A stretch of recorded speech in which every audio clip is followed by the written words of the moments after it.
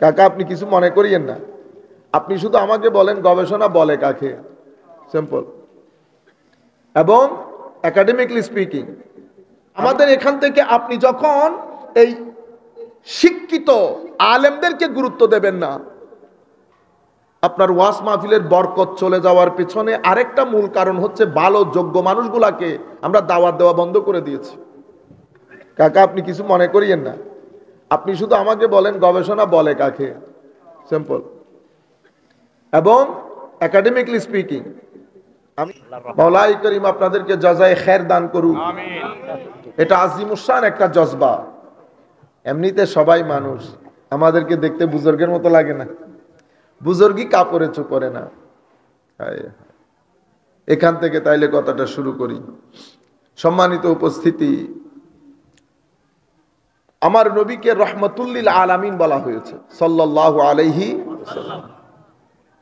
তাহলে আমি যদি নবীর আশেক দাবি করি, তো আমার নবী যেহেতু রহমাতুন লিল আলামিন, ঠিক আছে, সমস্ত আলামিনের জন্য, তা আমি যখন আমার নবীর আশেক হব, আমাকেও রহমত হইতে হবে না?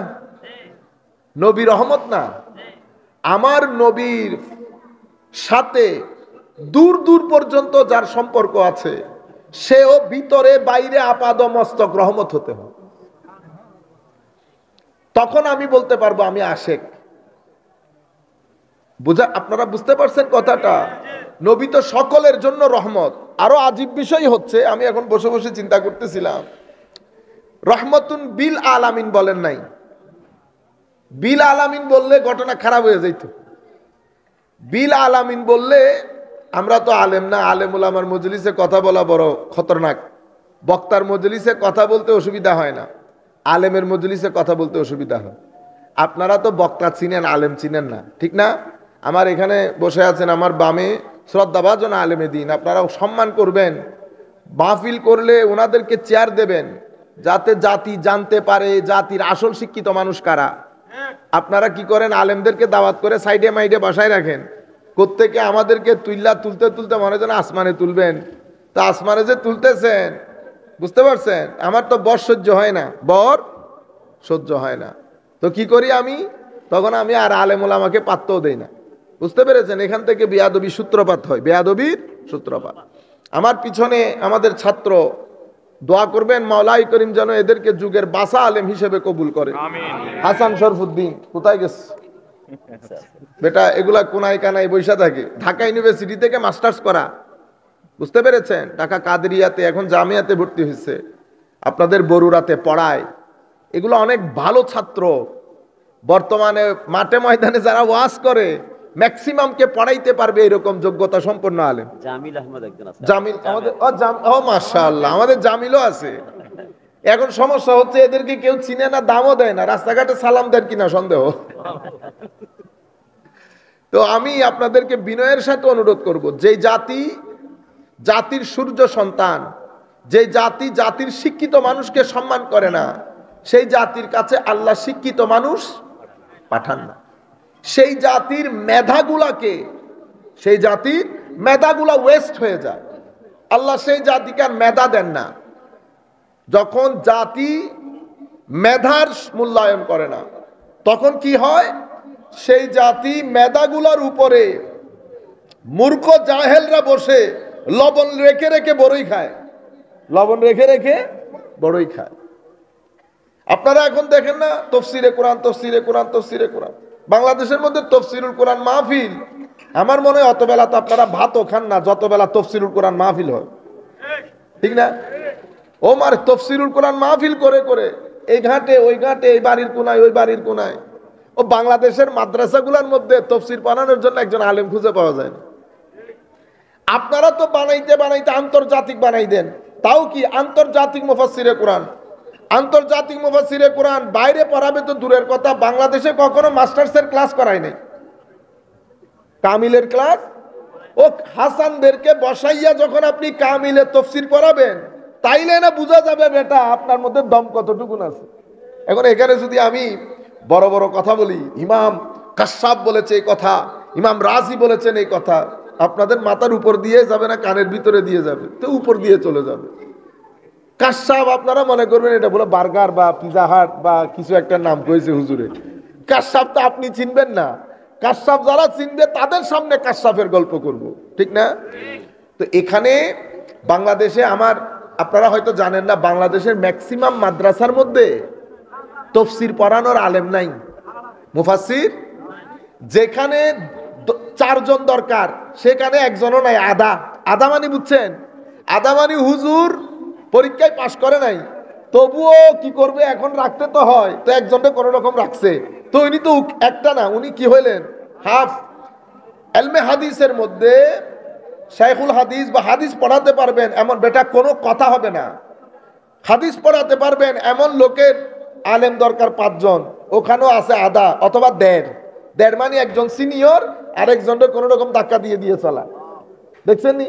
কিন্তু আপনারা মাহফিলে যান, আন্তর্জাতিক বিশিষ্ট গবেষক, ইসলামিক ও চিন্তাবিদ। আপনি বুঝেন চিন্তাবিদ কাকে বলে? থিঙ্কার। এই থিঙ্কার একটা বিশাল জিনিস। আপনি যখন বলবেন গবেষক, ও আপনি গবেষণার বুঝেন না। গবেষণা মানে কি 3-4টা বই পড়া? আমার কাছে আমেরিকার মধ্যে এক ভদ্রলোক গেছেন, এখান থেকে যোগাযোগ মন্ত্রণালয়ে ছিলেন, রিটায়ার করছেন। তো আমরা বসছি নামাজের পরে, উনিও বসছেন। আমাদের জামিয়াতে মুহাদ্দিস সাহেব হুজুর বলতেন, এ বেটা বেশি ইংরেজি বলিস না, ইংরেজির মধ্যে অহংকার বেশি। হুজুর হক বলতেন, ইংরেজির মধ্যে অহংকার বেশি। আমরা নিজেদেরকে দিয়ে নিজেরা বুঝিত, যখন ইংরেজি বলি তখন কেন যেন মনে হয় আশেপাশের মানুষগুলাকে আর কি লাগে না, মানুষ মনে হয় না। এটা আমরা নিজেরাও বুঝি। আর পারিবারিকভাবে সেটাও দেখছি, ওনারা ইংরেজি বলতে না পারলে আপনি যত পণ্ডিতই হন, আপনাদের 2 পয়সার দাম দিবে না। তো উনিও মনে করছেন মৌলভীর সাথে কথা বলতেছে, তো টুংটাং হুজুর আমি বহুত গবেষণা করে দেখছি, ইসলামের মধ্যে সুফিবাদ যেটা মানে তাসাউফ, মানে এটা ইদার উদার থেকে নিয়ে, মানে এগুলা ধর্মের মধ্যে নাই, এই ধরনের কিছু একটা বলতে চাচ্ছে। তো আমি অনেকক্ষণ ওনার প্যারপ্যারানি শুনছি। এরপরে বলতেছি আর বাংলা বলে তো দাম পাওয়া যাইতেছে না। তা আমি ওনাকে ইংরেজিতেই বলতেছি, উনি নার্ভাস হয়ে গেছেন পরবর্তী। তা আমি ওনার বলছি, কাকা আপনি কিছু মনে করিয়েন না, আপনি শুধু আমাকে বলেন গবেষণা বলে কাকে, সিম্পল। এবং একাডেমিকলি স্পিকিং, আমি ওয়াজ করতেছি না, আমি ওনাকে বলতেছি আর কি, academically speaking you have to define academically what research is. তখন আমি যদি ফটো তুলে দেখাইতে পারতাম, ওনার চেহারা পরিবর্তন হয়ে গেছে, নার্ভাস হয়ে গেছে পুরা। আমি তো আসলে আপনি যেভাবে বলতেছেন সেভাবে না, মানে আমি মোটামুটি গবেষণার মধ্যে কোনো মোটামুটি আর চিকনি নাই। গবেষণা বলে কাকে এটা বলেন, হাউ ডেয়ার আপনি আমাদের সামনে এসে। কারণ আমরা এমনিতে তো কোনো কিছু জানি না, এটা ঠিক, কিন্তু আমরা একটা জায়গার মধ্যে 25-30 বছর তো আজকে, ঠিক না? তো এখন ওই জায়গার মধ্যে যখন আপনি এসে কথা বলতেছেন, তো আপনি বলতেছেন আপনি তাসাউফ নিয়ে গবেষণা করছেন। তো আমি ওনাকে বলছি আপনি সব বাদ দেন, শুধু এতটুকুন বলেন তাসাউফের কোন একটা কিতাব, যেগুলাকে আমরা তাসাউফের রেফারেন্স বুক বলি, শুরু থেকে শেষ পর্যন্ত পড়ছেন, এরকম একটা কিতাবের নাম বলেন। এখানে আমি সবার জন্য একটা এক্সাম্পল দিচ্ছি, ঠিক কথাগুলো সবার জন্যই বলতেছি।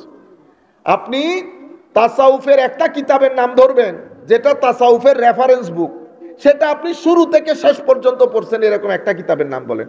আপনি আমারে 2 টাকার বাংলা, ওই যে বাজার থেকে কিনছেন 3 টাকা 4 টাকা দিয়ে বাংলা বই, ওগুলার কথা বলিয়েন না, একটা কিতাব বলেন।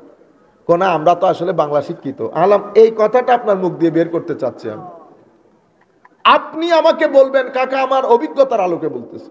আপনি যদি মুহাদ্দিস সাহেব হুজুরকে আইসা বলেন হুজুর আমি বহুত গবেষণা করে দেখছি হাদিসের কিতাব বুখারীর মধ্যে কিছু ভুল আছে, কেন? কারণ ওনারা আপনার মতো সুটেড বুটেড না, বুঝতে পেরেছেন? মানে জীর্ণশীর্ণ মানুষকে ভদ্রতা দেখায়, এবং ভদ্রতা দেখাইতে গিয়ে জাতি মনে করে কি এটার ধাক্কা দিয়ে ফালাই দাও, কিছু জানে না। এটা আমাদের নিয়ম, তো আমি আপনাদেরকে যে জিনিসটা বুঝাতে চাচ্ছি, আমাদের এখান থেকে আপনি যখন এই শিক্ষিত আলেমদেরকে গুরুত্ব দেবেন না, আপনার ওয়াজ মাহফিলের বরকত চলে যাওয়ার পেছনে আরেকটা মূল কারণ হচ্ছে ভালো যোগ্য মানুষগুলাকে আমরা দাওয়াত দেওয়া বন্ধ করে দিয়েছি। তো আমি যেটা বলতে চাচ্ছিলাম যে মাদ্রাসার মধ্যে ভালো একজন মুফাসসির নাই, কিন্তু গত 40 বছরে বাংলাদেশের কোনায় কোনায় আবার নাম দিয়েছে কি কোরআনের পাখি। কোরআনের কোরআনের পাখি। ও ভাই 10,000 টাকা থেকে 2 টাকা কম দিলে আসেন না, আবার কোরআনের পাখি। আপনারা বুঝতে